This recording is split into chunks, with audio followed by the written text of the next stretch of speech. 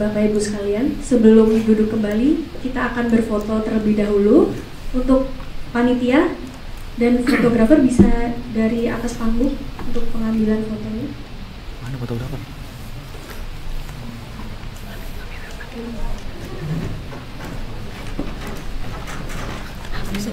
Siap?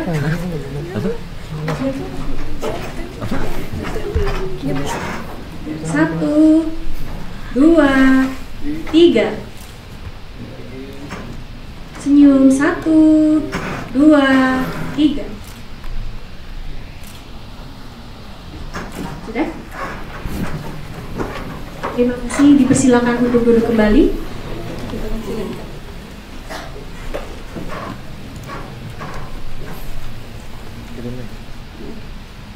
Yang terhormat, pimpinan Trobos Media Group, Ibu Dr. Hewan Fitri Nursanti Purnomo, MSc MM. Yang terhormat, Dewan Redaksi Trobos Livestock, Bapak Profesor Dr. Bungaran Saragi, MIC. Yang kami hormati, para narasumber yang sudah hadir pada pagi hari ini. Ada pula Pak Makmun, saya lihat, dan para narasumber yang lain. Pertama, ada Dr. Hewan Agung Suganda, MSI, selaku Dirjen Peternakan dan Kesehatan Hewan Kementerian Pertanian atau yang mewakili. Dua, Bapak Dr. M. Rizal Taufikur Rahman dari Institute for Development of Economics and Finance atau IDEF. Tiga, Bapak Anton J. Supit dari Asosiasi Pengusaha Indonesia Apindo. Dan juga moderator yang akan memandu jalannya diskusi yaitu Bapak Rahmat Ramdan SPT selaku pemimpin redaksi majalah Trobos Livestock.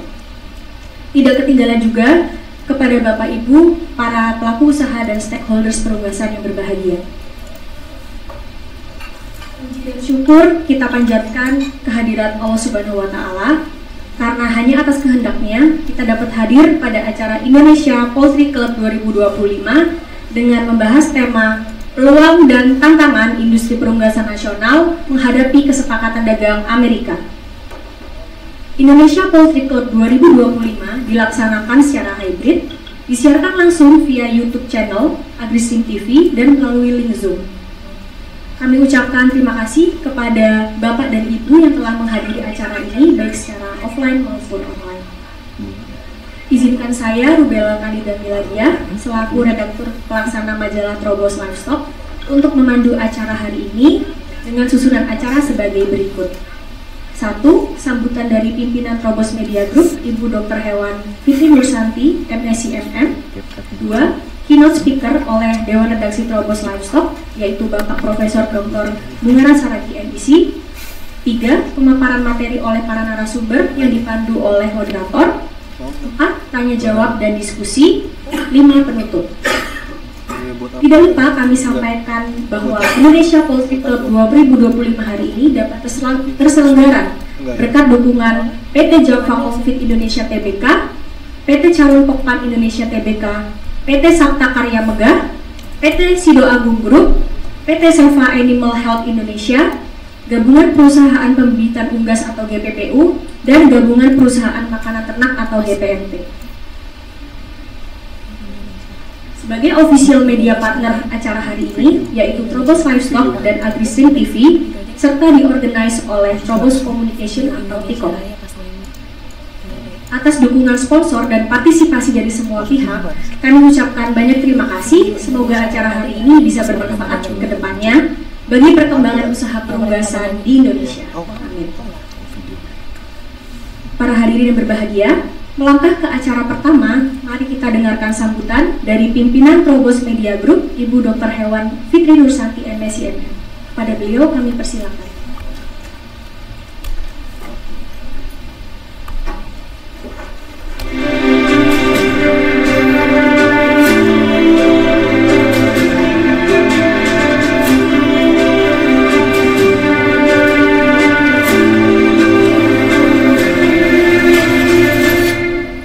Assalamualaikum warahmatullahi wabarakatuh. Selamat pagi, salam sejahtera bagi kita semuanya.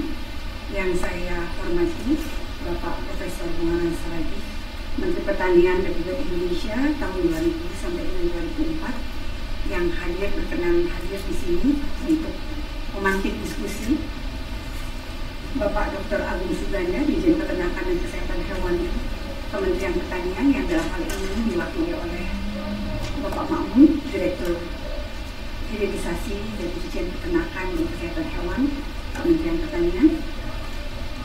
Bapak Anton Supit, pengurus Apindo, tokoh di perundasan sejak lama. Bapak Dr.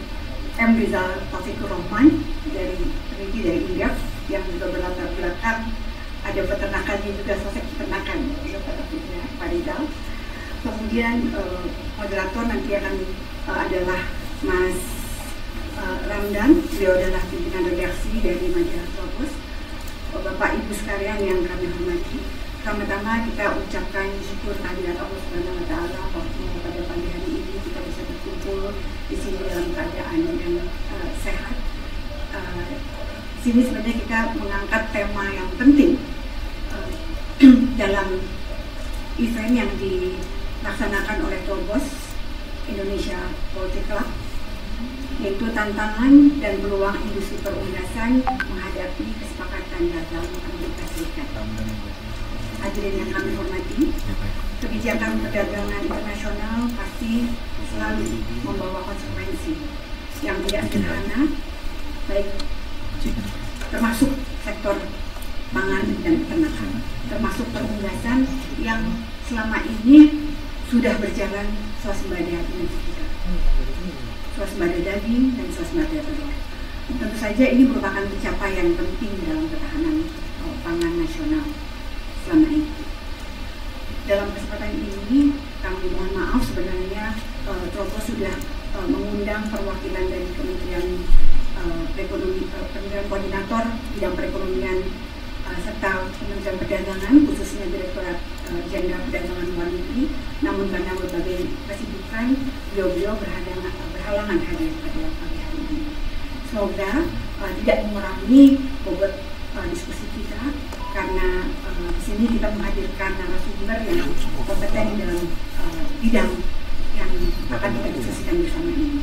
Dan kita beruntung pada kesempatan pagi ini hadir Profesor Bungaran Saragih, Menteri Pertanian 2000 sampai 2004, yang memiliki pengalaman panjang dalam diplomasi dagang hasil pertanian, termasuk perunggasan. Kehadiran beliau tentu saja memberikan insight yang berharga bagi kita dalam menghadapi perdagangan internasional yang semakin kompleks ini. Dan kita juga memohon arahan dari Dirjen Peternakan dan Kesehatan Hewan yang nanti akan dibawakan oleh Direktur Hilirisasi, bagaimana pandangan beliau yang penting untuk kita semuanya, bagaimana industri perunggasan dapat mengantisipasi tantangan-tantangan yang ada, dan barangkali juga ada sekaligus peluang yang timbul dari adanya dinamika perdagangan internasional ini. Hadirin yang berbahagia, majalah Trobos melalui kegiatan IPC Indonesia Poultry Club ini selalu menghadirkan ruang dialog yang sehat serta konstruktif, dan ini akan kami tulis dalam beberapa seri di media-media kami, baik Trobos maupun Angelina, dengan berbagai perspektif. Jadi masukan dari bapak-bapak ibu sekalian tentu saja akan mewarnai hasil diskusi pada pagi hari ini. Di sini juga ada hadir Ibu Tini, yang sebelumnya beliau adalah Direktur Kesmafed yang hadir beberapa kali dalam perundingan internasional. Baik, kami percaya bahwa kemajuan industri perunggasan hanya dapat dicapai dengan kolaborasi seluruh pemangku kepentingan, interdependence. Dan kami yakin bahwa pemerintah, akademisi, pelaku usaha, asosiasi, hingga masyarakat dan media dapat bersama-sama bergandengan tangan untuk memperkuat industri perunggasan kita di masa yang akan datang. Akhir kata, saya ucapkan terima kasih kepada seluruh pembicara, Pak Bungaran, Pak Anton, Mas Taufik, Mas Ramdan, Pak Ma'mun, dan kepada seluruh hadirin yang pada hari ini hadir menyempatkan untuk memberikan kontribusi diskusinya pada pagi yang berbahagia ini. Baik, Assalamualaikum warahmatullahi wabarakatuh. Waalaikumsalam warahmatullahi wabarakatuh. Kita beri tepuk tangan untuk sambutan dari Bu Fitri.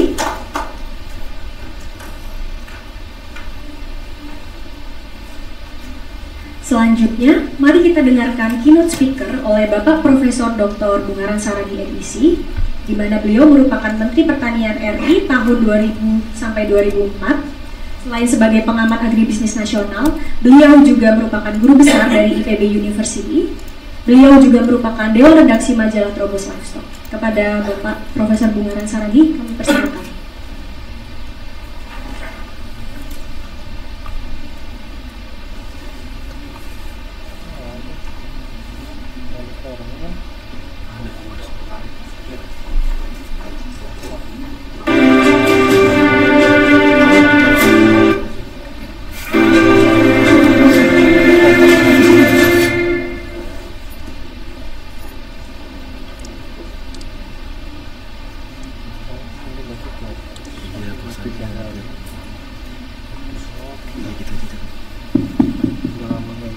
Sudah bisa?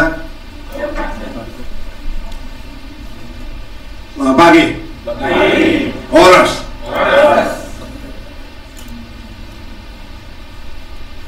Ibu Fitri minta saya ngomong mengenai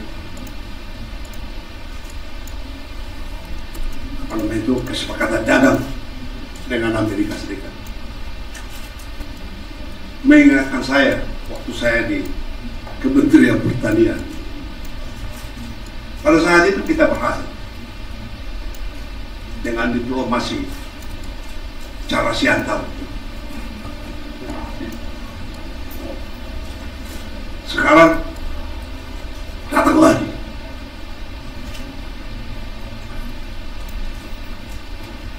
Barangkali situasinya udah lain. Situasi di sana dan situasi kita di sini. Kami ini kan 4 tahunan, nggak tahu kita nanti sesudah 4 tahun kalau presidennya berubah, barangkali Amerika kembali lagi ke keadaan sebelumnya. Tapi dalam 4 tahun ini kita harus memikirkan memang mengenai tantangan yang akan datang. Dan juga dalam tantangan selalu ada peluang, ya. Tapi saya tambahkan lagi, tidak hanya tantangan yang mau kita lihat. Karena ini perannya pemerintah, ada pemerintah di sini, ya. Dari Dinas Peternakan.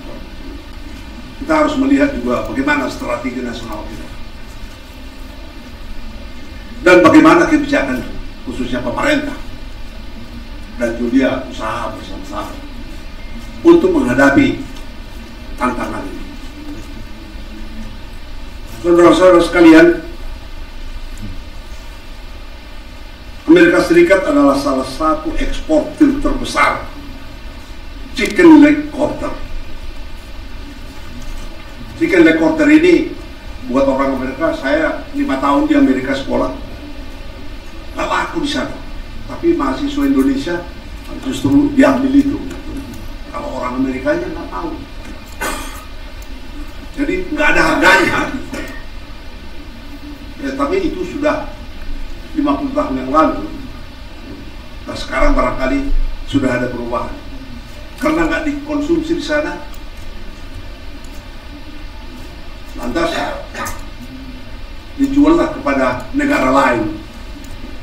Yang pertama sekali mendapatkan itu adalah negara seperti Rusia, Filipina, bahkan Tiongkok.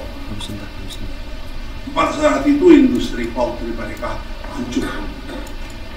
Indonesia juga hampir gitu. Cuma ada diplomasinya orang siantar, kita bisa mencegah itu. Pak Anton sudah pasti ingat itu. Nanti bisa diulangi lagi, saya bicarakan yang lain tadi. Jadi mereka adalah eksportir terbesar produk unggas ke dunia, bukan hanya chicken leg quarter. Dan belakangan ini menjadi produsen dengan biaya produksi yang sangat efisien. Sangat efisien. Indonesia juga memiliki perunggasan domestik yang besar. Broiler, layer, feed, DOC, dan downstream produk olahan yang menyerap jutaan tenaga kerja, jutaan. Dan kita, kata Pak Dirjen tadi malam, kemarin, kita produsen nomor 4 terbesar di dunia sekarang. Unbelievable. A big progress. Karena kita cegah chicken leg quarter belum masuk.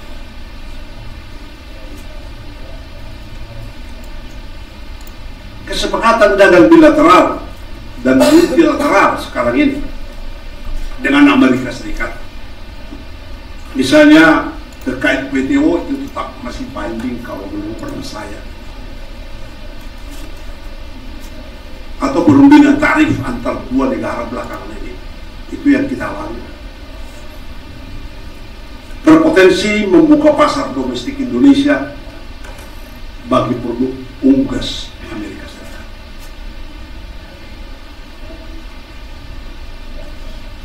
Hal ini menimbulkan dilema besar buat kita di Indonesia. Di satu sisi, konsumen dalam jangka pendek barangkali diuntungkan dengan harga murah ini. Tapi kalau industri kita yang sudah hancur, mahal juga. Bahkan lebih mahal daripada kalau kita bisa menghasilkan sendiri.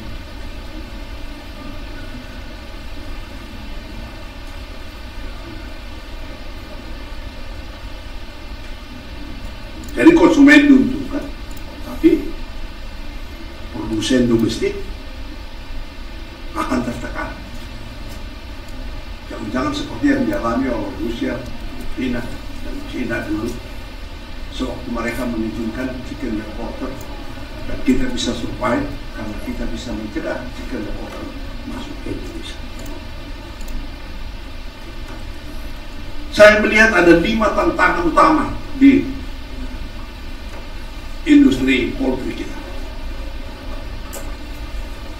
Memang biaya produksi Indonesia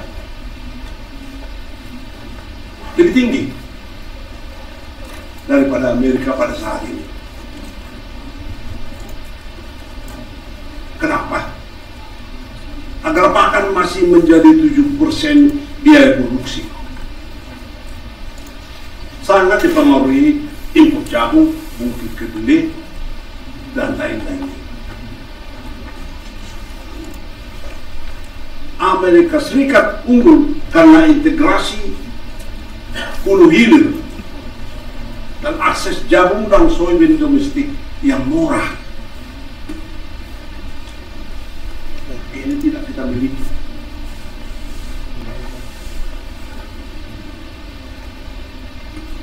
Itulah tantangan yang pertama, biaya produksi yang tinggi, relatif tinggi. Tantangan utama yang kedua adalah ancaman dumping dan oversupply.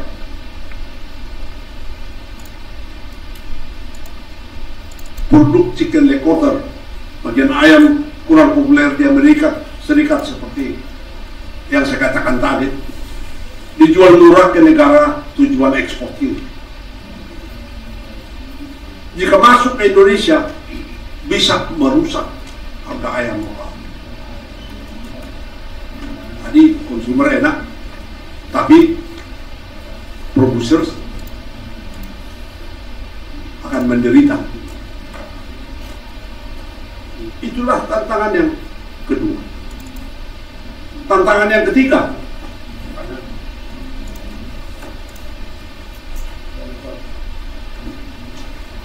yang kita lihat, selamat datang Pak Doan.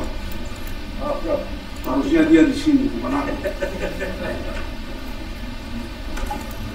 Tantangan yang ketiga adalah kelemahan infrastruktur logistik dan rantai dingin kita di Indonesia.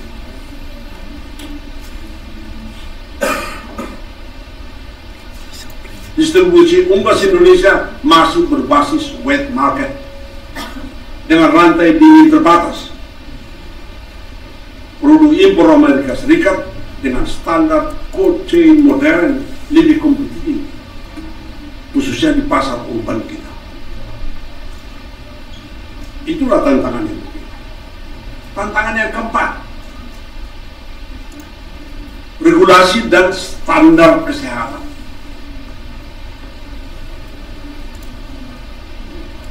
Indonesia menerapkan standar halal dan SPS, sanitari dan fitosanitary. Amerika Serikat kerap menekan agar hambatan non tarif dikurangi, dan itu yang dituntut oleh pemerintah Amerika belakang. Dulu itu yang kita pakai untuk mencegah, dan mereka sudah pengalaman bahwa kita akan pakai itu. Makanya dalam negosiasinya itu sudah khusus dikatakan. Ini tantangan yang keempat. Tantangan yang kelima yang saya lihat adalah ketahanan industri lokal kita.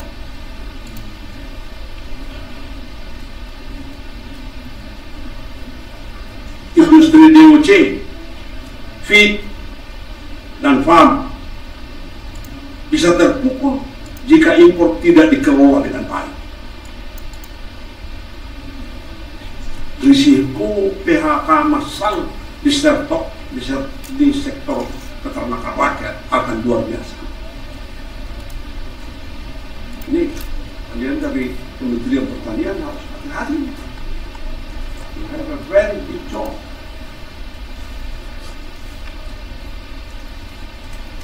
Itulah 5 tantangan yang saya lihat. Saya, kalau begitu tantangannya bagaimana strateginya? Saya juga melihat 5 strategi menghadapi Vietnam.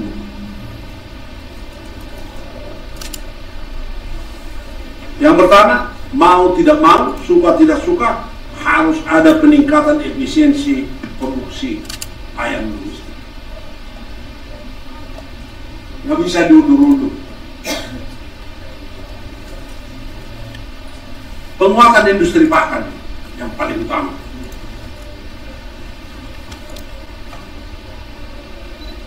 Jagung, kedelai lokal, substitusi protein nabati alternatif, harus kembangkan mekanisasi dan precision farming, barangkali juga sudah masanya harus diterapkan.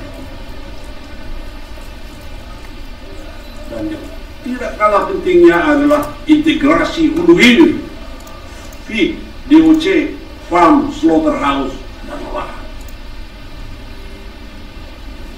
Masih kebanyakan kita terkotak-kotak gitu.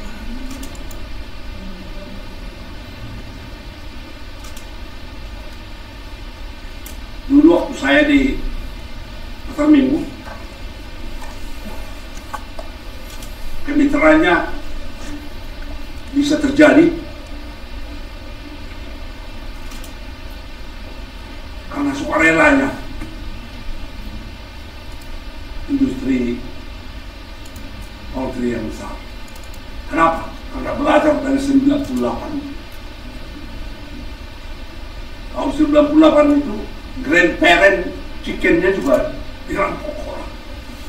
Bukan hanya apa namanya itu yang apa istilahnya yang ready untuk konsumen. Saya ketemu seorang leader dari industri ayam perah. Apa yang Bapak pelajari dari peristiwa itu? Pak Menteri katanya, yang saya pelajari dari situ, kita nggak bisa hidup dan sejahtera sendirian. Kita harus hidup dan sejahtera bersama-sama dengan tetangga kita, dengan rakyat. Kalau begitu bagaimana? Dulu kami terpaksa kemitraan Sebenarnya yang kita lihat sekarang itu udah jalan keluar. Malah saya nggak ikuti lagi ayam belakang ini, saya lebih banyak ikut sana. Bagaimana sekarang kemitraan kita?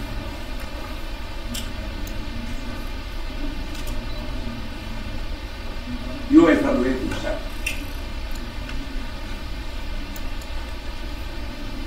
Strategi yang kedua adalah selain peningkatan efisiensi produksi domestik tadi, maka kita perlu diversifikasi pasar dan produk.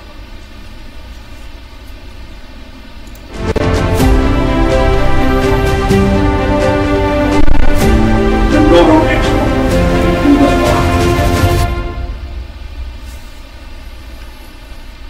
proses poultry dan halal chicken ke Timur Tengah, ke Asia Selatan, dan ke Afrika. Sudah masanya menurut pendapat saya. Kita bagaimana branding tugas halal Indonesia sebagai keunggulan.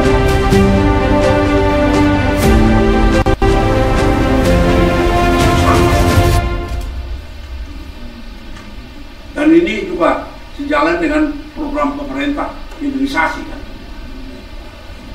Pas dimanfaatkan.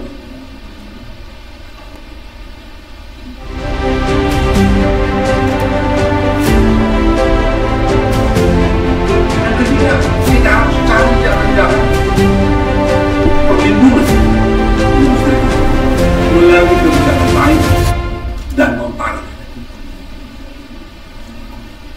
Pengenaan tarif masuk strategis, bahwa tarif dalam WTO masih bisa digunakan.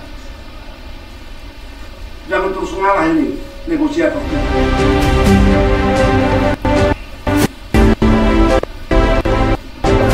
Ini orang siantar. Tapi orang ngomong menggagalkan WTO. Karena orang siantar tidak kirim ke sana. Dan bukan Departemen Perdagangan. Jadi yang pertanian yang pergi ke sana. Di sana sedikit orang yang interested mengenai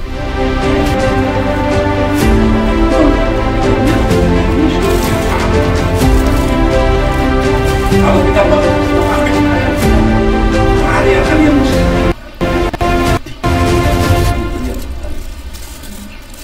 be careful, jangan hanya padi yang dipikirkan. Ayam juga penting. Padi udah kebanyakan kita makan beras nih. Tapi dia fitness. Dia benar. Dia selalu tahu. Kenapa? Terlalu mahal.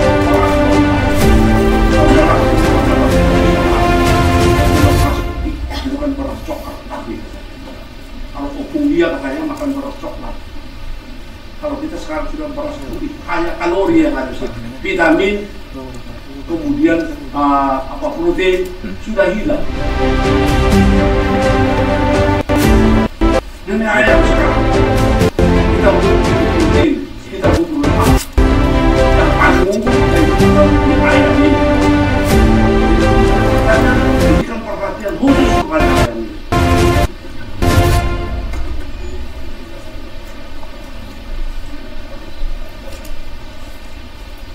Dari mana sampai di mana tadi ya?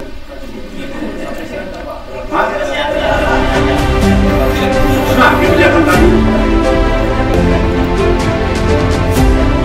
Ya.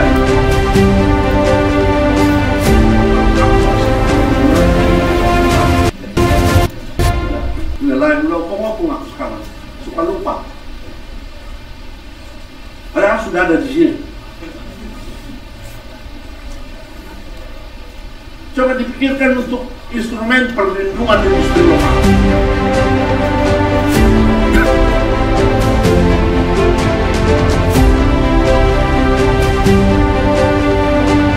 Coba diusahakan tarif masuk kurungan 20 sampai 30% untuk produk ayam beku impor.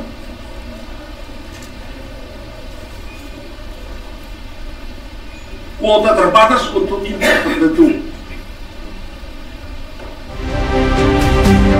Dan ini perlu diperlukan oleh panas.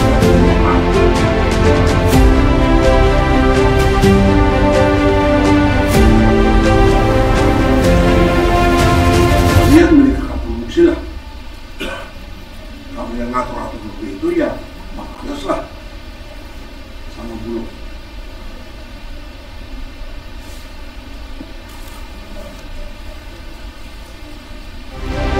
Jangan jadi tidak.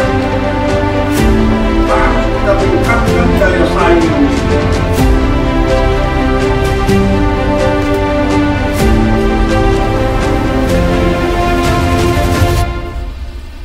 Harus diusahakan subsidi riset pakan alternatif. Dari sorghum, dari singkong, dari fermentasi, dari bungkil sawit. Sudah sejak dulu saya supaya bisa menghasilkan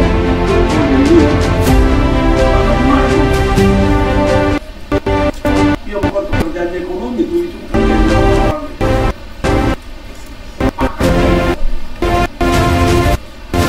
mungkin nggak ada duitnya, ya sediakan duitnya gitu dong. Kalau perlu kerjasama dengan perusahaan-perusahaan besar di bidang peternakan. Ya kalau sendiri yang nggak mampu, tapi kalau bersama-sama itu sepina. Dan ini masalah kita. Jika ada bersama, ada undang-undang persaingan. Ini memang ada undang-undang, tapi harus ada juga undang-undangnya gotong royong kan. Itu kan produknya Amerika salah.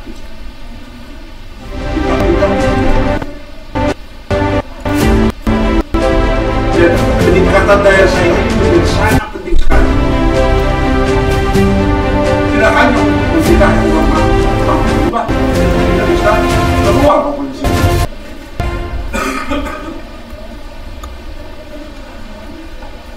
Kemudian juga kebijakan yang keempat adalah bagaimana penguatan standar halal dan SPS. Sertifikasi halal wajib bagi seluruh produk poultry impor.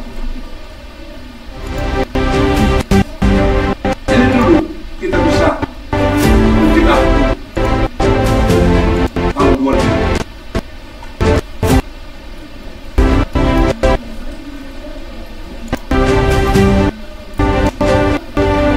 Baru kebijakan yang kelima menurut saya adalah fasilitasi hilirisasi produk.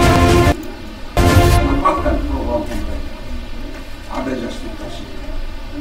Investasi fasilitas slaughterhouse modern, cold chain di tiap sentra produksi, dan dukungan ekspor produk olahan ayam halal ke pasar global. Terapkan, usahakan itu, fight for them. Itulah 5 kebijakan. Jadi kan ada strategi, harus ada kebijakannya. Dan ini kerjasama antara pemerintah dan pengusaha dan pemerintah harus ambil peranan yang paling penting.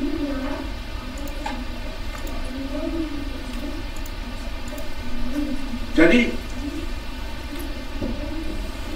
menurut saya kesepakatan dagang dengan Amerika Serikat poultry menghadirkan tantangan serius terhadap keberlanjutan industri.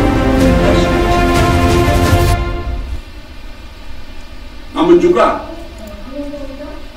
peluang adalah bagaimana membuka peluang untuk reposisi Indonesia, ya, reposisi Indonesia sebagai pemain global di sektor unggas halal. Di Cina juga ada lebih dari 100 juta orang Islam.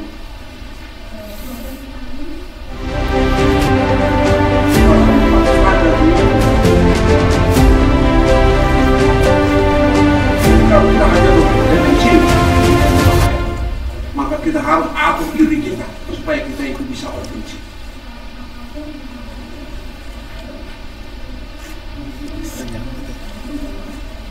Jadi kunci kebijakannya adalah lindungi industri domestik dengan instrumen dan utang yang sah masih ada. Ini negosiator ini harus mempelajari itu. Kalau mereka itu mau negosiasi sudah semuanya dipelajari, kita harus lebih siap dari mereka. Kalau tidak, kita akan kalah ngomong. dan kita harus ikuti.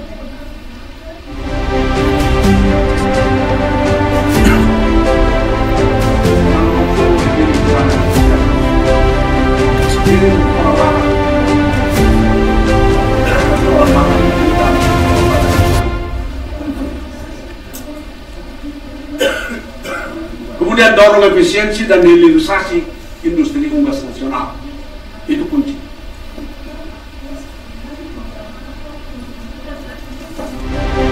Kemudian kunci yang ketiga, negosiasi dagang harus bersih, berbasis prinsip fair trade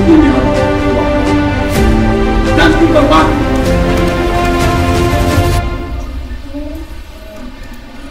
Ini masih bisa dinegosiasi. Di Amerika juga ini masih dipertanyakan oleh Senat dan kehakiman. Makanya kita jangan harus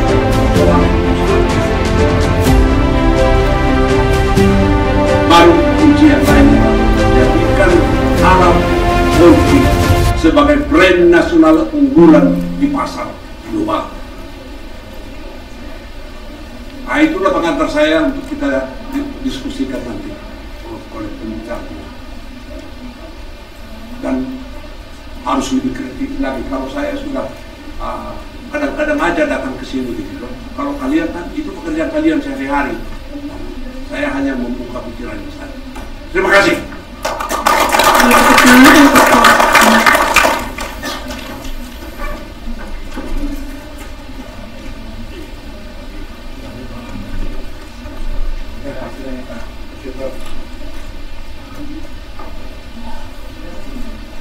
Selamat datang untuk Pak Don P. Utoyo dan Pak Tri Hardianto.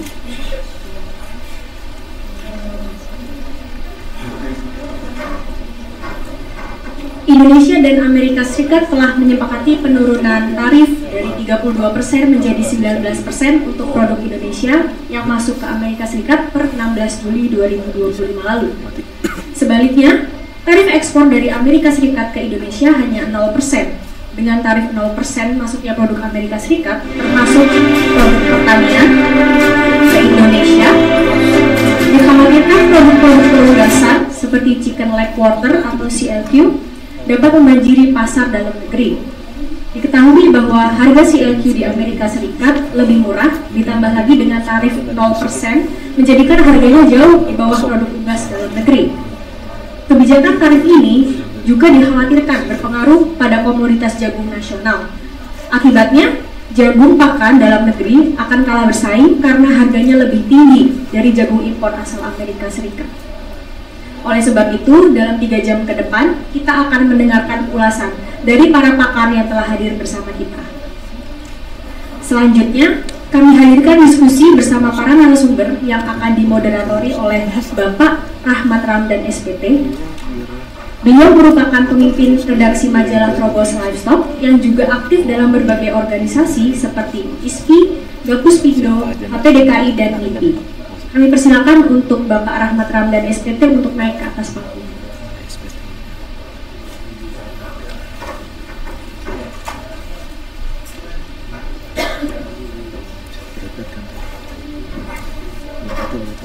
Assalamualaikum warahmatullahi wabarakatuh. Terima kasih untuk para narasumber yang memang sangat kompeten yang nanti akan coba kami hadirkan. Saya mencoba memandu acara Indonesia Flower Cup kali ini dengan tema Industri Perunggasan Indonesia, tantangan dan peluang menghadapi kesepakatan dagang Amerika, yang memang saat ini sedang merupakan salah satu isu yang cukup seksi bagi para pelaku industri, terutama industri peternakan dan perunggasan. Mungkin yang pertama, tadi setelah saya mendengar dari pengalaman dan arahan tentang tantangan dan peluang dari Pak Bungaran Saragi, mungkin kita coba lagi kepada narasumber yang kompeten. Yang pertama mungkin saya coba panggilkan kepada Bapak Tevfik Rohman, saudari Indet, untuk bisa maju ke depan, Pak. Silakan. Yang kedua mungkin dari Bapak Anton Jesupit dari Asosiasi Pengusaha Indonesia, dan yang ketiga mungkin dari Pak Mamun sebagai perwakilan dari Direktur Jenderal keterangan kesehatan hewan Pak Agus Sudah. Kita coba.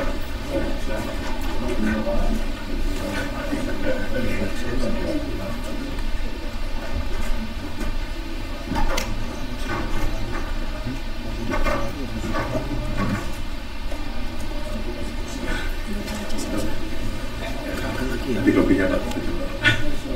Oke, yang pertama mungkin tentunya dengan tantangan yang ada dan juga peluang untuk membangun industri pertahanan Indonesia, terutama perugasan cukup besar juga seperti apa yang dilakukan oleh Prof. Bungkaran.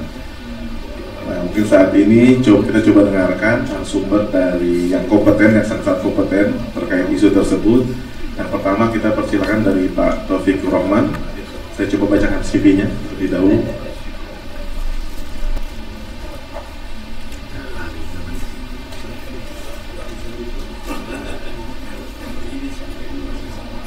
Mari yang tahu soal ketawa-ketawa dengan Pak Ical, karena memang sasarannya ini. Jadi yang saya tahu pernah pada waktu Clinton jadi presiden, ada efek meeting di Brunei Darussalam, ada tim dari dia datang ke Jakarta minta ketemu beberapa orang dari kita.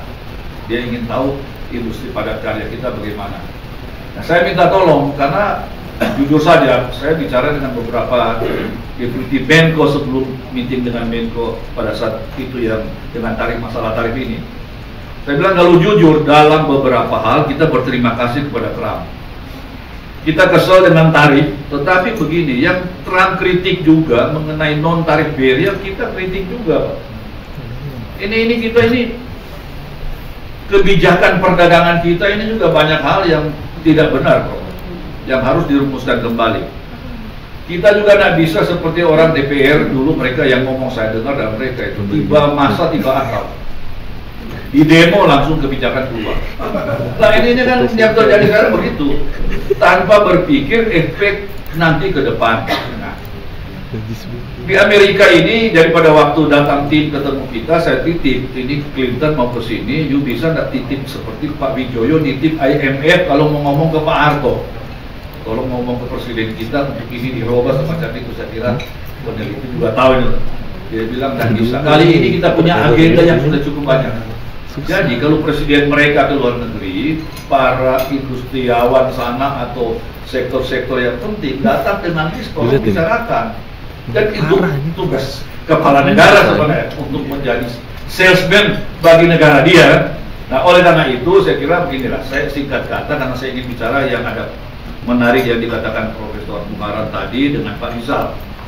Masalah Trump ini kita tidak bisa banyak bicara lagi karena memang kita ini sudah kalah dalam arti kata bargaining power kita ini kurang, jujur saja. Dan sehingga jangankan kita, obat-obatan saya dengar kalau masuk Indonesia itu kalau sudah di-approve oleh FDA sana, POM kita tidak bisa tolak. Nah kita masih meninggal, nggak ada halal dan lain-lain. Nah, tapi khususnya mengenai ini ya kita harus hati-hati karena memang jujur saja tadi saya lihat daftar, bro. Kalau dari segi produksi Amerika ini terbesar dengan 20,6 juta ton ayam per tahun.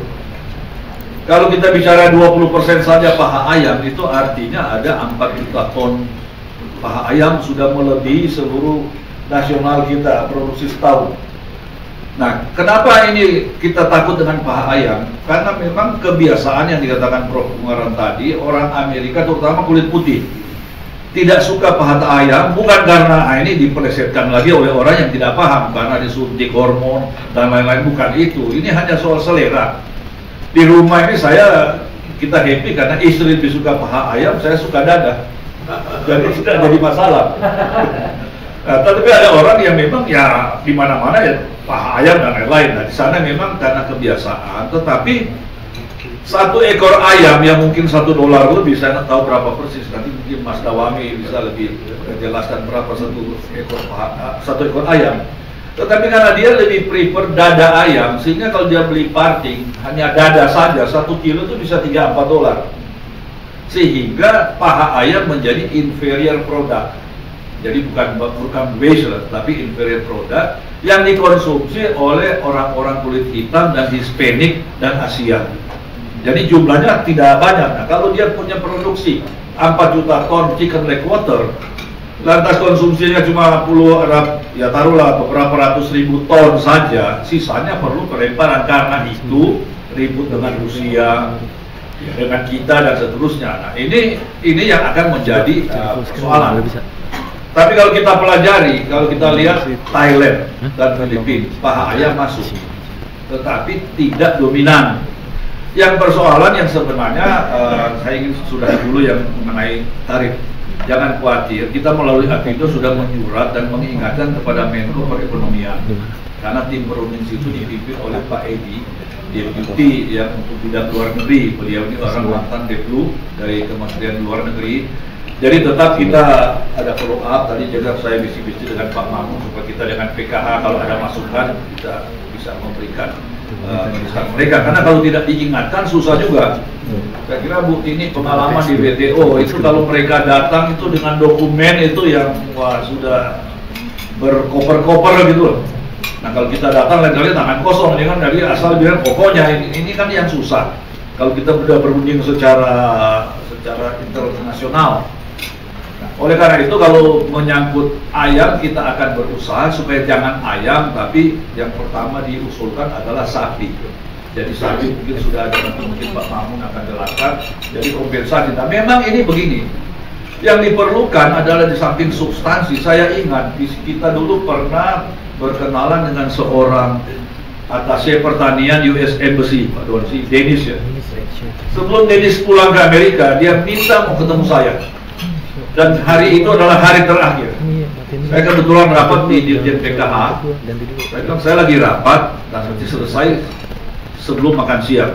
Akhirnya dia bilang sudah, supaya bisa ketemu dia rela dia undang saya makan di Cikos. Makan dengan dia bawa satu asisten orang Indonesia. Saya tanya gini, sementara makan, nah, dia kebetulan nggak tahu kenapa dia pilih restoran yang ada lambang cabai. Di dalam order itu ada cabai 1 sampai 5, menentukan tingkat kepedesannya. Terus sementara makan saya bilang, Dennis, between you and me as a friend, you tolong jelaskan posisi payah ayamnya sampai di mana ini.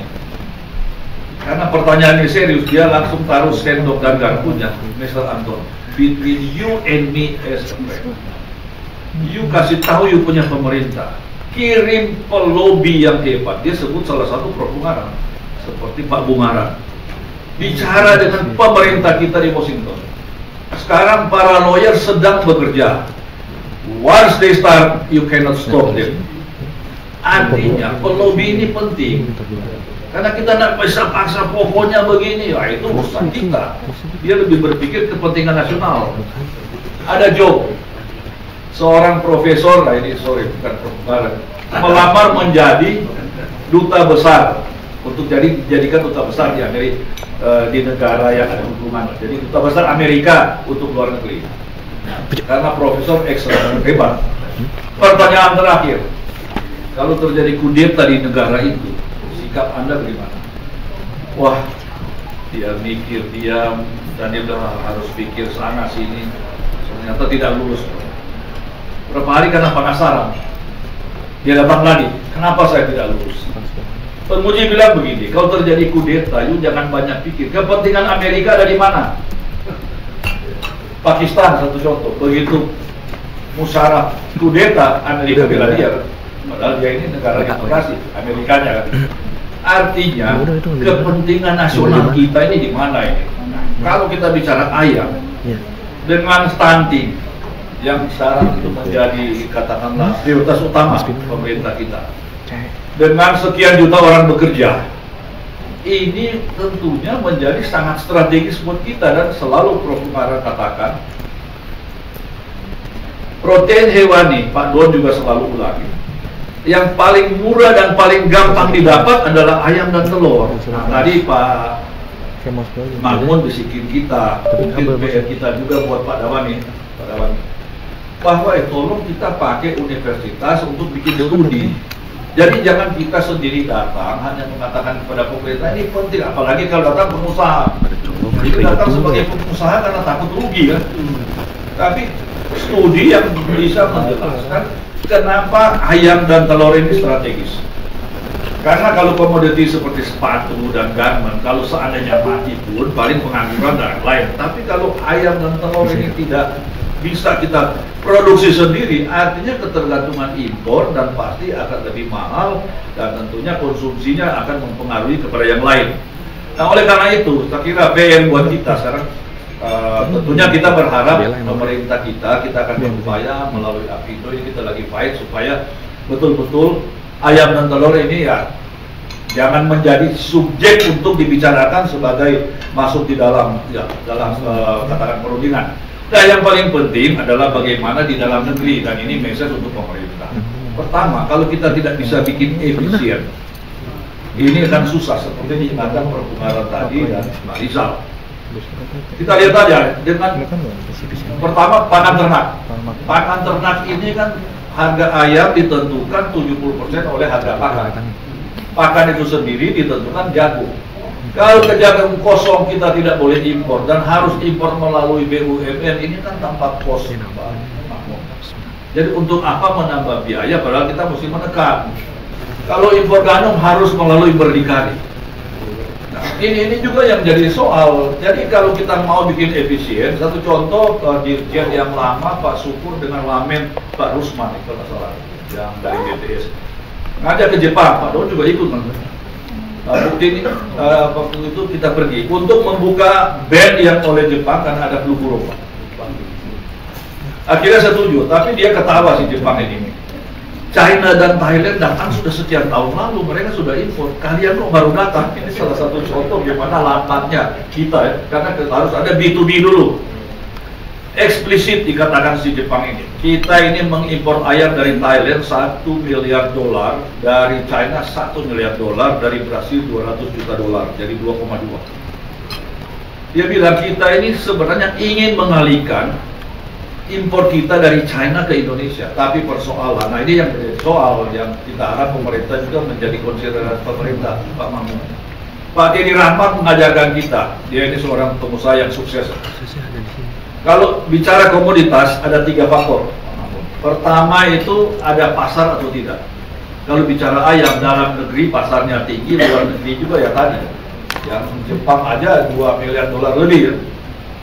Kedua, kompetensi. Kalau kompetensi tidak usah diragukan. Kita ini bisa memproduksi ayam yang efisien, bisa bersaing. Nah, yang selalu masalah buat kita itu price. Jadi kalau korporasi disuruh hanya urus ekspor tanpa kaki kita dan tangan kita diikat, dengan pakannya mahal, dengan segala regulasi dan seterusnya, ya pasti kita tidak bisa manfaatkan dan akan terjadi yang seperti yang paling saya rasa surprise Pak Nur. Kita mengekspor jagung barusan. Pada saat juga kita lagi mahal. Saya tanya si eksportir, kok hebat juga mengekspor jagung. Pak, saya ekspor jagung itu impor. Pada saat itu jagung masih 5.500, sekarang 7.000 kalau salah pengurus. Dia mengekspor dengan 4.250. Jadi saya bilang ini hebat juga pengusaha Indonesia ini. Kok bisa sukses dengan mengekspor harga lebih murah daripada yang dia beli. Dan ini sering aneh terjadi, seperti telur, pernah Mendak dulu panggil saya operasi pasar telur ayam. Saya bilang, Pak Enggar, Permentan mengatakan kita hanya bisa budidaya layer 2% sampai sekarang. Suruh peternak mandiri yang operasi pasar. Tapi ya sudah, Enggar tidak bisa apa-apa, common sense jalan. Kawan kita ini Pak Dawani itu dipanggil suruh operasi pasar, beli di pasar itu Pak mahal dan jual di pasar itu dengan harga murah. Artinya beginilah, kalau common sense sudah tidak jalan, ya jangan harap kita bisa survive. Tapi jangan khawatir, kalau pemerintah suruh apapun pasti kita ikut Pak Musbara. Kita tidak akan lawan pemerintah. Tapi lantas pertanyaannya, apakah ini sustain? Nah, kalau kita mau melawan Amerika dengan tarif, kata kunci bagaimana sinergi pemerintah dan swasta ini merumuskan kembali, kita bikin grand design untuk supaya kita bisa saya kira sebagai benchmark yang paling cocok adalah Thailand. Bagaimana kita bisa menjadi pengekspor ayam walaupun chicken headquarter masuk tetapi dia survive. Nah tentunya yang tadi Pak bisa juga katakan efisiensi dan tentunya mulai dari pakan ternak, bagaimana teknis berbudaya yang baik. Saya kira itu hal yang kita harus lakukan, sebab kalau tidak setelah Amerika mungkin akan ada soal lagi kalau kita lolos juga kali ini. Nah, kalau kita hanya mengandalkan halal, saya tidak mengatakan itu tidak ampuh, tapi Amerika bisa ikut. Cuma kita yang tidak mau menunjuk, tidak mau pergi ke sana untuk mengiyakan. Nah, sampai kapan kita bisa tahan, itulah yang pesan saya kepada para pelaku, bahwa kita hadapi Amerika dengan katakan seperti Pak Bungaran punya semangat, tetapi harus membenahi diri. Jangan kita lupa itu. Nah, ini yang saya kira. Terima kasih kepada IRDEX yang sudah mengangkat isu ini. Sekali lagi terima kasih. Terima kasih Pak Anton, cukup jelas dari Pak sinergi ya Pak antara pemerintah dan swasta terutama dalam menghadapi tantangan kesepakatan dagang ini. Nah, mungkin yang ketiga kita ke Pak Dr. Mahmud MSc sebagai Direktur Investasi Hasil Peternakan. Silakan Pak, 15 menit Pak biar semua bisa. Oke, terima kasih banyak Pak Mahmud. Terima kasih. Baik, bismillahirrahmanirrahim. Assalamualaikum warahmatullahi wabarakatuh.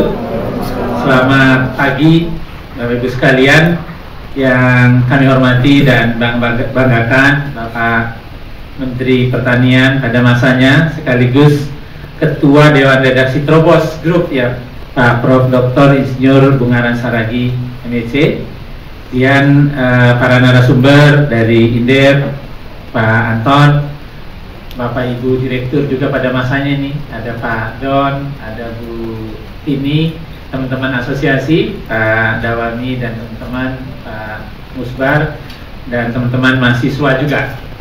Pertama, kami menyampaikan permohonan maaf Pak Dirjen karena hari ini mendampingi Pak Wamen di Sumatera Utara, sehingga kami diminta untuk mewakili dari Ditjen Peternakan dan Kesehatan Hewan di tengah kita bersama.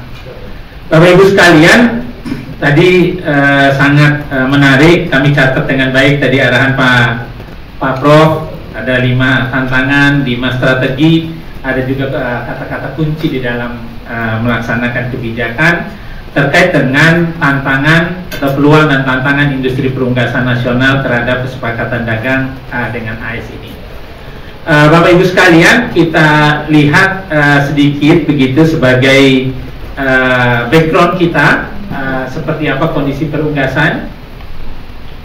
Ini bisa dilanjutkan slide-nya.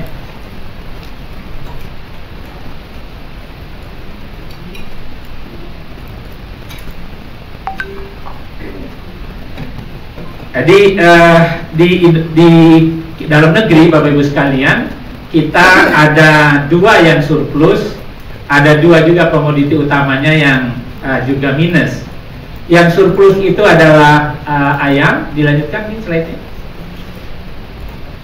Nah, ini ayam, daging ayam dan telur. Ini kita surplus sudah puluhan tahun, dan alhamdulillah juga tidak kita impor begitu.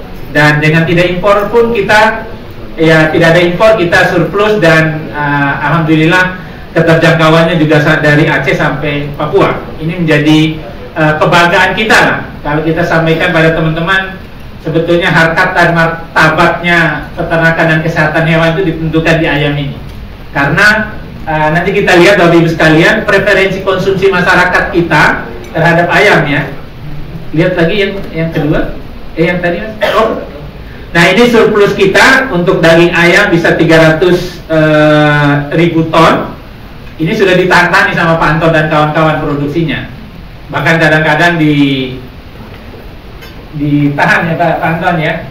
Telurnya kita bagi-bagi, telur breeding gitu. Yang akhirnya ribut dengan Pak Musbar dan kawan-kawan karena telur putih keluar. Tapi kami sampaikan ini telur juga barang yang halal ya untuk dimakan. Tapi memang kita tata tidak diperjualbelikan, tapi sekarang dengan adanya industri tepung telur, saya kira mudah-mudahan ini menjadi solusi, sehingga teman-teman jangan larikan ke pasar untuk penjualan dengan telur yang layer, tapi dia menjadi segmented. Nah, inilah ruang-ruang yang harus kita ciptakan untuk menjembatani kondisi yang ada. Kemudian telur juga kita surplus, ada di angka di 2024 itu 170.000 ton. Nah, sementara 2 yang kurang adalah daging sapi dan susu. Nah, daging sapi kita ya hampir 50% kurangnya. Kemudian yang susu kita 79%. Artinya susu ini betul-betul hampir tidak ada ya. Jadi hanya 20% kita produksi. Oleh karenanya kami PR-nya di PKH tahun mulai 2025 ini adalah bagaimana mengupayakan investasi sapi untuk daging sapi dan susu. Dan hanya itu yang ditanya oleh Pak Menteri tahun 2025 ini. Karena memang ini yang masih sangat kurang. Karena ayam dan lain-lain itu udah makanan hari-hari begitu Pak Prof. Sehingga ini PR, dan kami juga mengajak Bapak Ibu sekalian, dan kami punya webinar juga pada hari jam yang sama terkait dengan peluang untuk investasi ini. Lanjut. Dilanjut saja. Nah, ini Bapak Ibu sekalian terkait dengan ekspor kita. Ayam ini ternyata ekspor kita sudah beragam lah, sudah sangat banyak dan jangkauannya juga sudah luas. Ada ayam hidup dalam bentuk DOC, ini negara-negara tujuan. Ada negara-negara tujuannya. Mana Pak? Iya ini. Kemudian ada telur ayam ras, kita juga ekspor ke Timur Tengah, ke Singapura, yang terakhir ke UEA. Kemudian ada tepung telur, daging ayam ras, karkas dan olahan. Yang terakhir kami dengan dubes, 2 dubes di Afrika. Ini untuk membuka pasar ayam di Afrika. Ini nilai-nilai ekspor kita.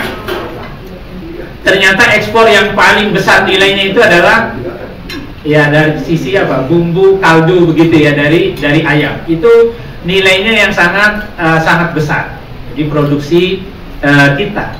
Artinya banyak juga orang yang suka dengan lidah standar bumbu-bumbu kita. Itu ternyata yang sangat besar ya dibanding karkas, ayam hidup dan lain-lain. Lanjut. Nah, ini Bapak Ibu sekalian, kalau kita lihat preferensi konsumsi, sekira ini yang menjadi hal yang penting. Kalau kita lihat telur di 2020 sampai 2024 ini sudah di angka 93,9% preferensi konsumsi masyarakat Indonesia.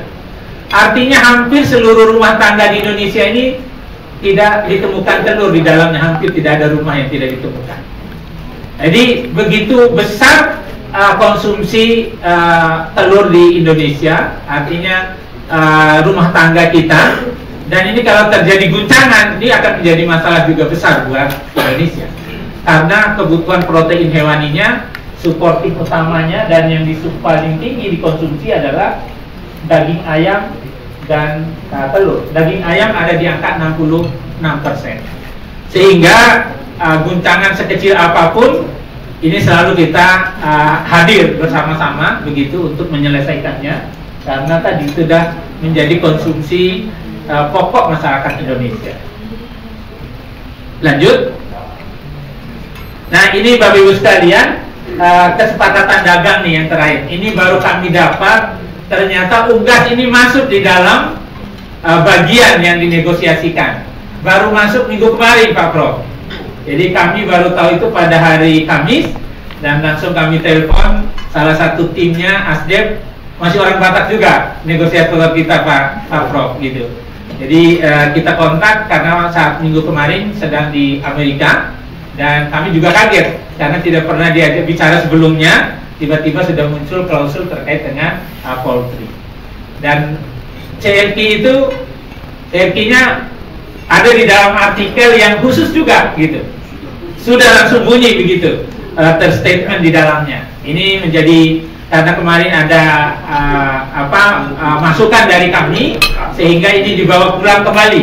Nah, kemarin kami minta jangan diputuskan dahulu. Ini karena banyak hal yang harus kita kaji, dan sebagai barter sebetulnya kami sudah membuka semua akses terkait dengan daging sapi dan susu. Jadi asal susu mau bawa berapa silakan, karena memang kita butuh 80% impornya. Daging juga begitu. Jadi semua sudah kemarin, termasuk juga light cattle-nya sudah kita ACC. Jadi health protokolnya juga sudah, itu sebagai bentuk tadi kita yang membarter. Jadi karena kita butuh daging dan susu, itu yang kita datangkan. Tapi yang ayam semua dengan produknya mau CFP maupun yang lain-lain, itu kita harapkan tidak dilanjutkan perundingannya begitu. Itu yang kemarin, dan katanya akan nanti kita diskusi, dan kita tadi beri masukan Pak Anton, Apindo segala, mohon ini juga berkomunikasi karena ini komandonya di Kemenko bidang perekonomian. Kami belum diajak, nanti kita mungkin harus membuat acara juga nih Pak Anton, Pak Dawami mengundang tim negosiator supaya kita memberikan insight lah terkait dengan kepentingan-kepentingan kita terhadap forum ini. Ini poin-poinnya Bapak Ibu sekalian, ini diturunkan yang penghapusan segala kekuatan non tarif. Ditulis juga di sana terkait dengan SPS. SPS itu kalau sudah memenuhi standar Amerika maka harus langsung diterima, termasuk standar halalnya, itu yang diminta. Jadi halal oleh otoritas halal di Amerika, maka kita harus menerima itu juga halal. Walaupun kita, karena kan di Islam ada banyak mazhabnya ya, paling nggak ada 4 lah. Dan yang terakhir kita ban adalah pelaksanaan stunning yang di Amerika, yang itu langsung menyebabkan kematian. Ini kita tutup. Kemarin datang didampingi oleh Kepala Badan Haji, Badan Halal, pihak dari Amerika. Ada yang disampaikan Pak Anton tadi, kalau halal mereka insya Allah akan ikuti begitu Prof. Ternyata mereka sekarang sudah menyiapkan juga. Jadi yang hadir di Slaughterhouse itu ternyata pengusaha-pengusaha Timur Tengah Pak Prof. Jadi itu yang datang kemarin juga pemilik-pemilik Slaughterhouse dari teman-teman Timur Tengah. Sehingga ya mereka akan berupaya untuk comply ya terkait dengan halalnya ini. Sehingga isu walaupun belum tentu sama dengan pola di Indonesia, hanya seberapa jauh kata Pak Anton tadi kita bisa bertahan ya sampai terkait dengan hal-hal yang seperti ini. Ini yang cukup berat karena tadi kalau sudah di sana tidak ada lagi. Padahal dulu ide-ide ini kan bukan dari kita sebetulnya ya, dan termasuk dari Amerika lah untuk membatasi kita. Tapi setelah kita jauh maju, malah ini sekarang ya udah saling mengakui saja begitu. Itu yang masuk dalam klausul yang disampaikan. Lanjut. 5 menit lagi ya. Nah ini yang ekspor tadi Bapak Ibu sekalian, yang bumbu-bumbu ini yang dari Amerika memang kita banyak pakan, kemudian susu, unggas hidupnya ini GPS yang kita impor. Jadi bukan takutnya nanti ada unggas hidupnya, iya GPS-nya itu di OC hidup dia. Jadi bukan unggas yang sudah produk ya. Iya daging sapi, mentega, keju dan lain-lain. Kita defisit sebetulnya untuk produk peternakan. Jadi kita lebih banyak dari impor dari Amerika ketimbang kita ekspornya. Sehingga inilah juga menjadi bagian masukan kita kalau untuk pertahanan ini kan sebetulnya kita defisit juga dagangnya. Lanjut.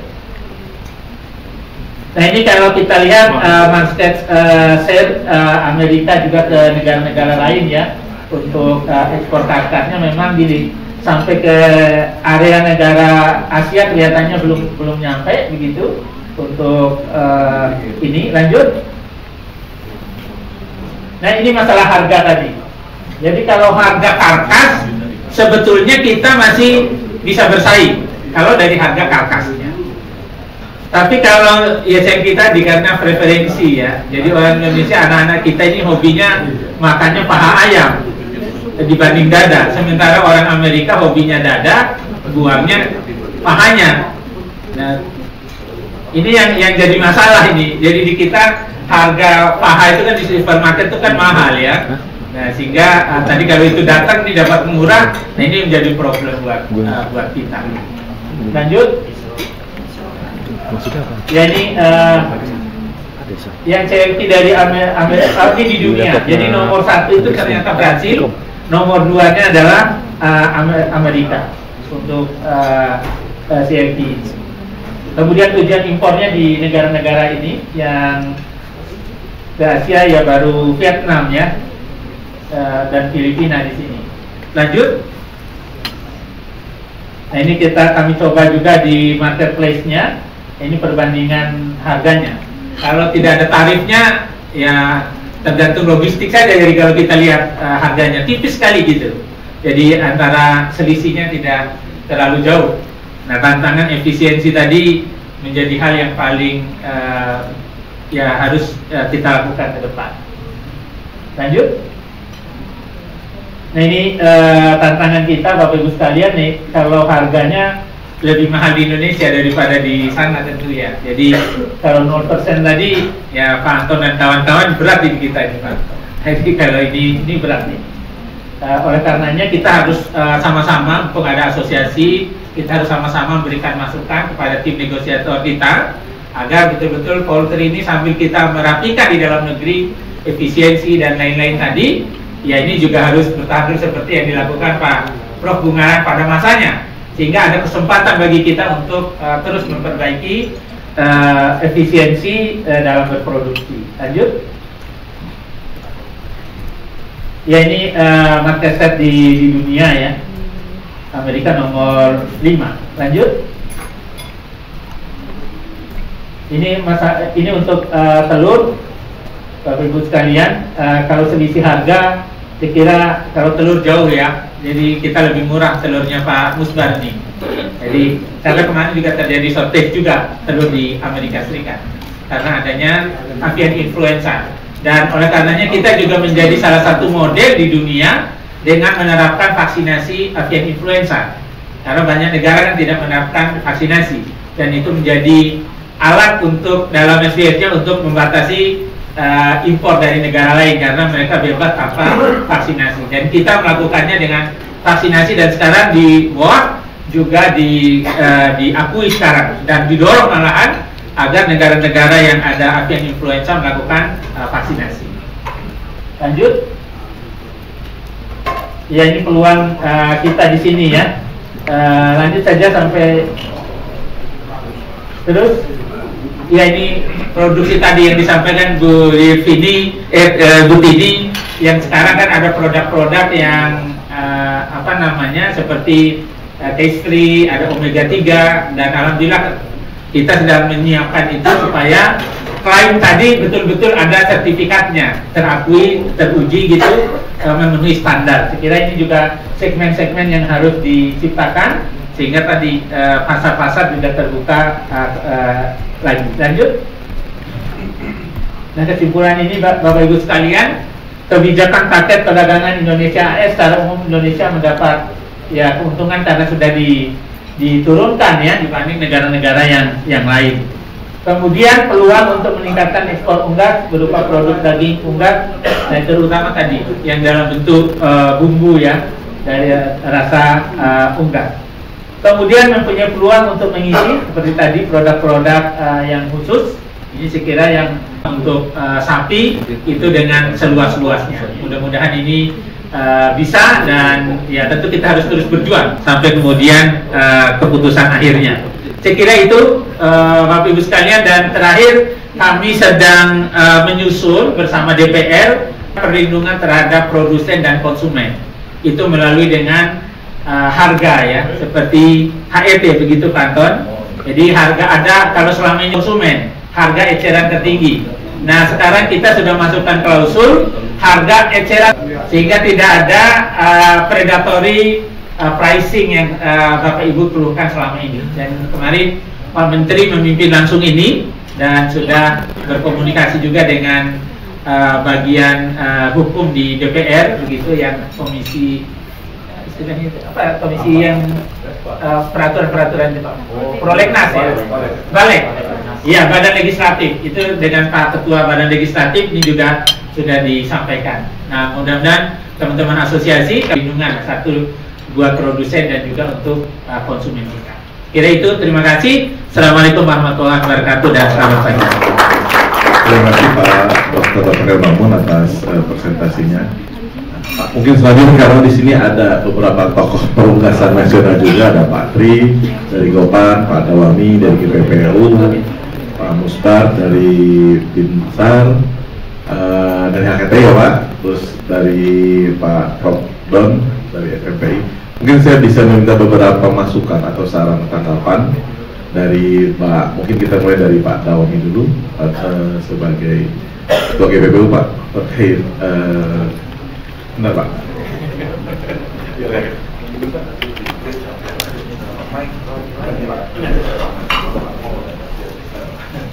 Terima kasih Pak. Opung, selamat siang.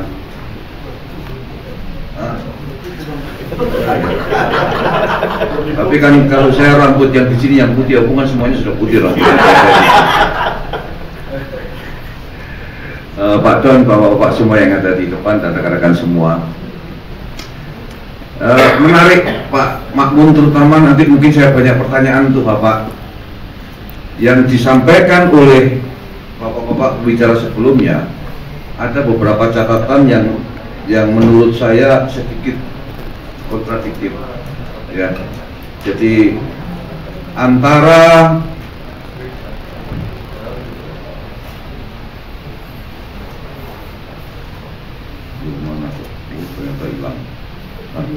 kepentingan nasional, Pak Anton kalau tidak salah persiapan, tujuan pemerintah atau kepentingan nasional kita ini terhadap penugasan yang bagaimana? Apakah mencari efisiensi sehingga mendapatkan harga dan kualitas yang cukup dalam tanda kutip murah untuk masyarakat? Ataukah kita akan melindungi yang mungkin tidak efisien dengan distribution channel yang lebih panjang, bisa terjadi kan gitu. Dan ataukah kita mengarah kepada seperti tadi Pak Makmun mengatakan import, yang importnya itu sudah masuk daftar. Mungkin sedikit koreksi Pak Makmun tentang angka mungkin itu harga yang 70 sekian ribu tadi itu sebenarnya bukan karkas tapi itu adalah boneless Pak. Ya, kalau karkasnya di Amerika itu sekitar 1,99 US dollar itu sudah di supermarket Pak. Jadi hampir 2 dolar. Dan itu adalah logik.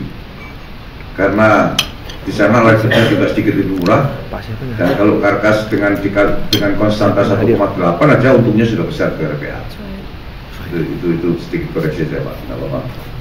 Nah, saya melihat bahwa tadi Pak Anton juga katakan ada demo baru keluar kebijakan. Itu Pak. Saya khawatir itu nular Pak. Nular ke Indonesia Pak. Oh enggak, dibilang tadi mengatakan ada di Amerika atau Pak ya? Bukan. Oh sudah di kali itu sudah menular Pak.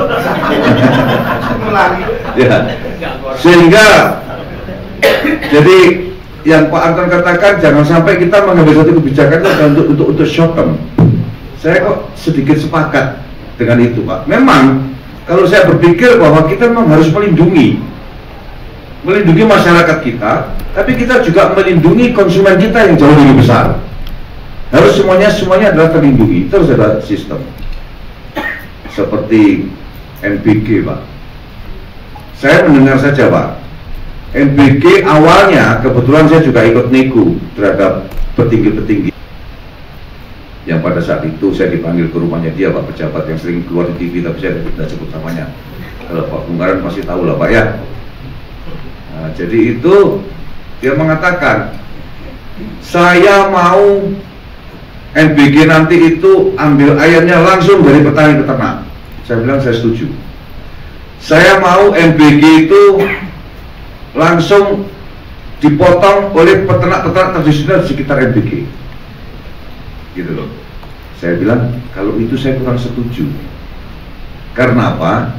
Bicara soal protein tentang kualitas, hati-hati. Karena kalau tidak higienik itu cara potongnya, Pak Bungaran, itu nanti kalau ada sekarang aja di Sumbawa atau di tempatnya Pak Makmun yang sekarang berita-beritanya itu kan, itu nanti yang disalahkan ayam lagi gitu loh. Padahal di sana itu mungkin yang sakit perut itu yang sampai muntah-muntah itu karena terlalu banyak cabai, bisa saja terjadi kan gitu.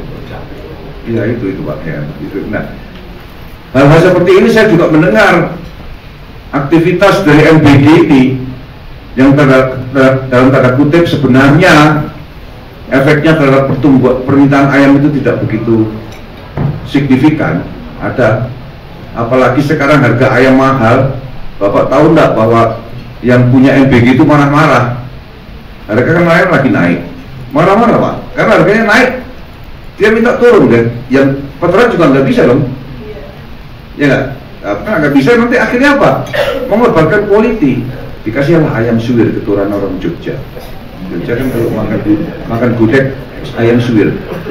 Iya, jangan lah pura-pura abang ini, opung ini kan sering ke Jogja, opung dulu maksud saya. Karena aku tahu nih Nah ini yang mana sebenarnya Pak? Ya. Dan tadi ada kata-kata predatory pricing, itu saya terus terang tidak pernah setuju Pak. Tapi itu sudah keluar, minta maaf di mana-mana.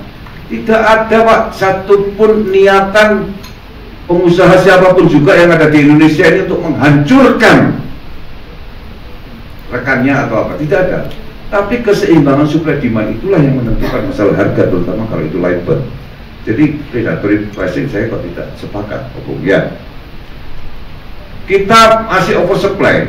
Saya pun juga ragu-ragu, betulkah kita oversupply? Oversupply atau lower demand? Mana duluan opung? Nah itu masih lebih adil, ya kan? Karena sekarang ini dengan adanya banyaknya PHK di mana-mana, sekarang bergeser opung. Bukan makan telur, tapi sekarang kebutuhan rumah tangganya naik. Dan itu BPS telah mengatakan bahwa kebutuhan rumah tangga itu bergeser naik sampai 4-5%. Ya, artinya jalan-jalan ke restoran, jalan-jalan kemana-mana itu sudah mulai berkurang. Gitu loh. Jadi sekarang kembali lagi ke kebutuhan rumah tangga. Kalau sudah kebutuhan rumah tangga, itu berarti tergantung dari dana yang tersedia. Yang biasa membeli ayam 2 kg dalam satu keluarga dengan spend money misalkan 80.000, ini kali mungkin cuma beli 1,5 kilo atau cuma 1 kilo dengan spend money mungkin cuma 50.000. Tapi tetap dipotongnya 10 orang karena di dalam keluarga itu ada 10. Ini juga mempengaruhi terhadap demand sebenarnya, mempengaruhi terhadap keseimbangan supply demand ini. Nah, kebijakan-kebijakan seperti ini betul-betul memang ya berat Pak pemerintah dalam hal ini. Tapi marilah kita lebih bersama-sama bisa bisa berkolaborasi, terutama ancaman yang tadi disampaikan Pak Anton, Pak Makmun, terutama apalagi Unggas sudah masuk, ini bukan hal yang tidak serius Pak. Ini hal yang sangat serius. Coba sekarang Pak Makmun juga bisa menyampaikan daging sapi aja lah. Sudah berapa puluh persen yang diimpor. Sekarang siapa yang senang kalau sudah impor? Ya cuma importer yang senang Pak. Kan gitu kan. Nah ini ayam ini harus ditentukan dengan baik-baik, jangan sampai salah gitu Pak. Jadi kembali lagi satu pertanyaan, arah pemerintah itu mau kemana? Mau efisien dengan kualitas yang bagus, tapi Pak Bukaran mengatakan wah slaughterhouse yang mumpuni apa dan sebagainya. Untuk apa? Kalau sekarang ini yang dibutuhkan adalah supaya kita bikin slaughterhouse aja asal merayat kemana-mana gitu. Bisa aja terjadi. Nah sekarang ini ada koperasi merah putih Pak Makmun. Ada 80.000 koperasi merah putih yang akan dibangun. Dan saya mendengar NBG itu harus belinya dari koperasi merah putih. Nah ini juga perlu kita jelas supaya jangan sampai salah. Pengusaha-pengusaha atau teman-teman sudah kadung investasi kandang ayam, sudah kadung utang bank, sudah kadung investasi RPA dan sebagainya, tiba-tiba bleset. Dan apakah saya mau tanya juga, apakah koperasi merah putih, apakah NBG ini bisa akan langgeng terus-menerus? Saya rasa ini kan pembelajaran bagaimana pentingnya mengkonsumsi protein. Begitu sudah tercantol di otak masyarakat, saya yakin suatu saat akan ditarik itu, tidak mungkin dikasih apa lolohan ini bahasa Indonesia apa ya, suapan terus gitu loh Pak, ya kan? Nah, saya rasa itu Pak dari kami, kalau mau dimintai komentar itu terima kasih. Dan terima kasih Pak Dawami atas komentarnya. Ini selanjutnya Pak Tri nih Pak, sebagai Begopan nih Pak, peternak ayam. Ya, Pak. Ya, terima kasih. Assalamualaikum warahmatullahi wabarakatuh. Salam sejahtera. Alhamdulillah ini didampingi oleh senior kami, teman-teman semua. Kalau saya melihat tadi bicara efisiensi, tadi Prof juga bicara masalah coaching gitu ya. Dan kami adalah mewakili peternak. Di mana peternak itu ada dua macam. Peternak mandiri, seperti mandiri, dan peternak plasma. Artinya peternak yang memang kerjaannya menjadi plasma inti-inti perusahaan-perusahaan. Semuanya peternak. Hanya hari ini, saat ini, yang mengaku dan diakui peternak hanya yang mandiri. Jadi yang peternak plasma ini tidak terekspos, padahal banyak sekali. Jadi kami mohon, cara ini penting, kita sudah modenya udah mode perang. Artinya perang melawan ini. Setuju ya Prof? Saya minta izin ya Prof? Oke. Jadi kita sepakat di sini bahwa hari ini adalah modenya mode perang terhadap GLP. Nah, jangan sampai peternak ini balik badan, Prof. Karena mereka tidak bisa punya pekerjaan di kegiatannya peternak, balik badan pengen jadi berdasarkan CLQ. Ini yang paling bahaya, harus kita hindari. Jadi artinya, saya bicara masalah stabilitas sosial negara kita ini. Karena saya yakin kalau peternak tidak bisa mendapat pekerjaannya dengan baik, kalau hanya demo seperti kemarin itu gampang.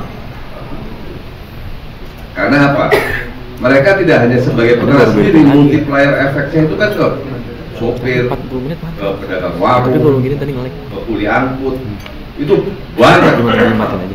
Mungkin ini belum diteliti ya, bagaimana multiplier efek yang kelihatannya kecil di bidang peternakan, tapi kemana-mana seluruh kampung itu bisa nggak jalan nih kalau kandang satu mati. Jadi yang pertama adalah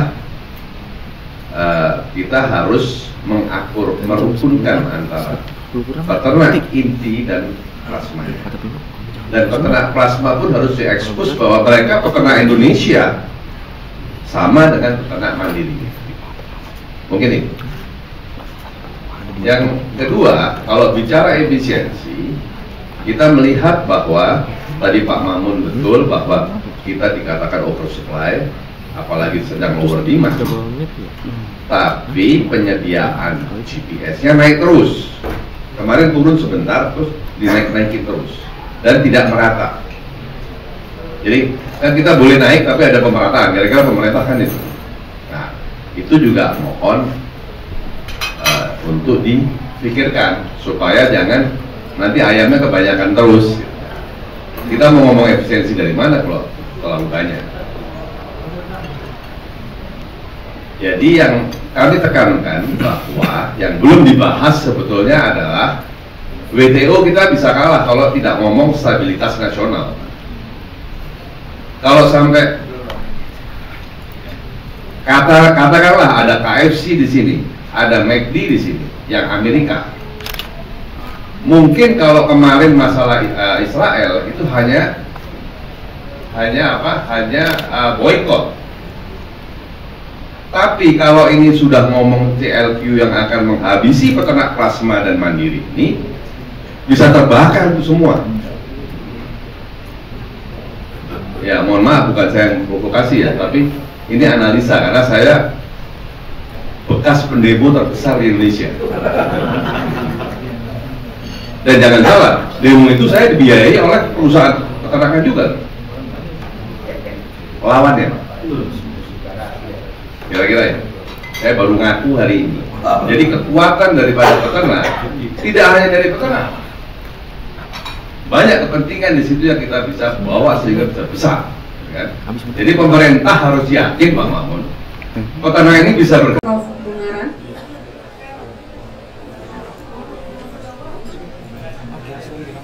Oke, Mas. Sini lagi game dulu. Apa?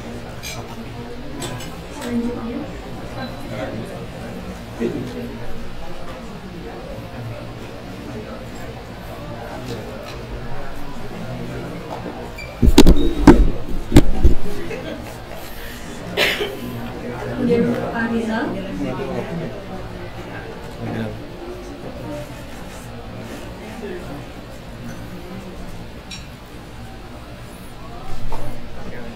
Dan yang terakhir untuk moderator, Bapak Ahmad Ramdan SPT.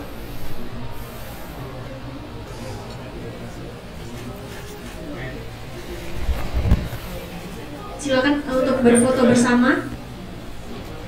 Mau difoto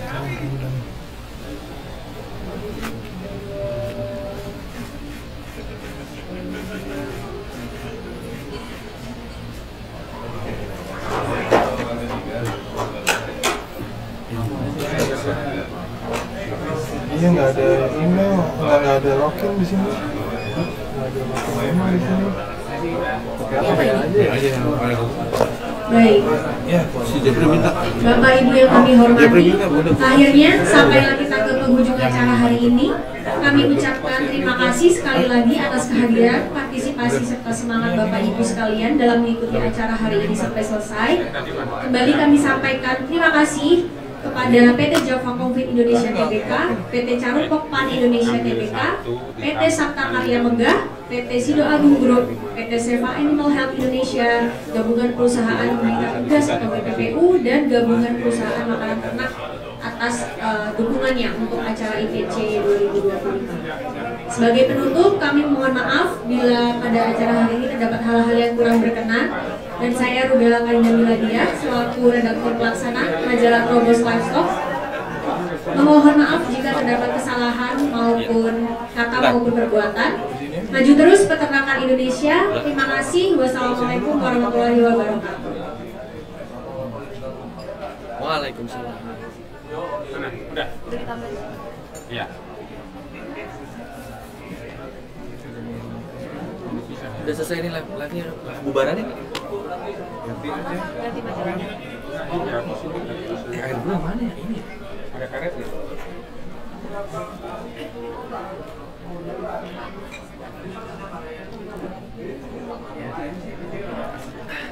Ada barang juga.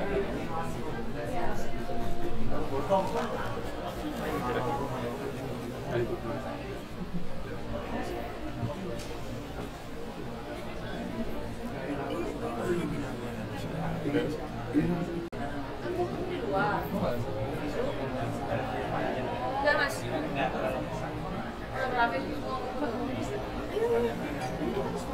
Iya, coba. Mau dipakai sama Joshua? Joshua gimana, Bro? Laptopnya? Semua dibawa ya? Gua taruh sini dulu nggak? Gila, 4 kali live. Mas, mana deh? Ini udah dimana? Udah kemarin tadi.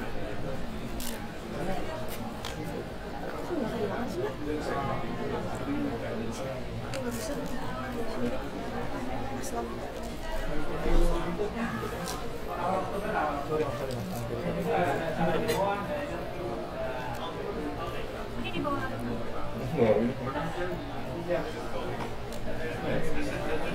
Udah Bel? Nah, ada nggak?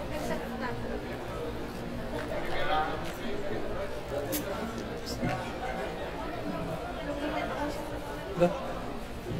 Gagal mulu ya? Gagal mulu. Enggak, masuk kok. Udah itu. Sudah, makasih guys. Oke. Ini aku bawain atau gimana? Boleh bawa. Aku bawa yang bawa. Aku laptop yang bawa. Ini seluruh korporasi. Lapar. Asam lambung gue naik deh. Makan dong. Gue mau apa-apa udah stres. Aduh, lu pada makan. Makan dulu. Mana makan di mana? Ini ngirim lagi, Mas? Enggak. Yang tadi kali. Makan kebutuhannya di mana ini? Ini udah kasih ngomong sih Diana. apaan? Oh, udah. Udah. Ya, nenek gua keluarin semua ya. Gua keluarin semua ya. Iya, WhatsApp gue juga. Nggak usah WhatsApp lu. Ini ada WhatsApp ini. WhatsApp Mai Calo. Ada ini gue habis ngepap. Udah bagusan.